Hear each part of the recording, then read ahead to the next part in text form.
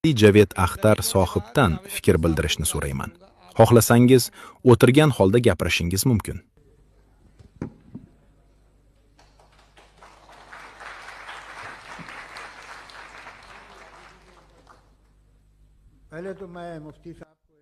Avvalo, muftiy sohibga bir yaxshi xabarni aytmoqchiman.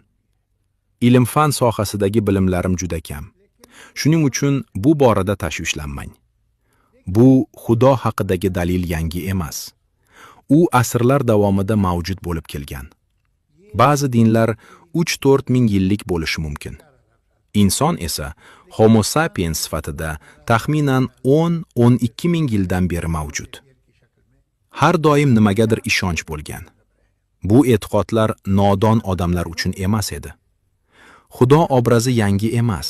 U asrlar davomida mavjud bo'lib kelgan. Masalan, qadimgi Misrliklarda bunday e'tiqod bo'lgan. Ular piramidalarni qurgan. Rimliklarda ham bo'lgan. Ularning o'z me'morchiligi va senati mavjud edi. Aholi soni cheklangan bo'lsa-da, aynan ular demokratiyani yaratgan. Ularning o'z Yupiteri, o'z rasi, o'z vulkani bo'lgan. Ularning e'tiqodlari bugungi odamlar e'tiqodlaridan kam emas edi.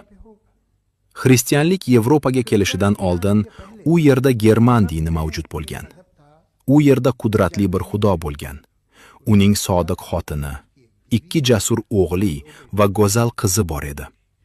Xristianlik kelgach, bu dunyo go'yoki butunlay yo'q bo'lib ketgandek tuyuldi.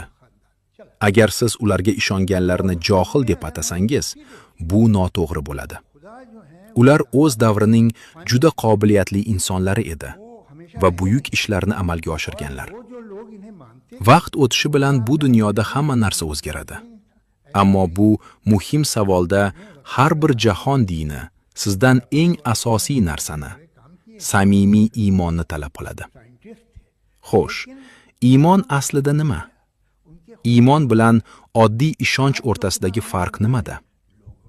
Agar kimdir, agar Xudo mavjud bo'lsa, uni menga ko'rsating desa, bu juda sodda va hatto biroz ahmoqona bo'lardi.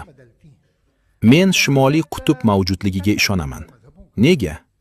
Chunki yer bo'lsa, uning yuqori nuqtasi bo'lishi kerak. U yerga borgan odamlar bor, guvohlar bor, sabablar bor. Bu iymon emas, bu ishonchdir. Xo'sh, iymon bilan ishonch o'rtasidagi farq nimada? Iymonda dalillar, ratsionallik, mantiq va tasdiqlar bo'lmaydi. Agar siz biror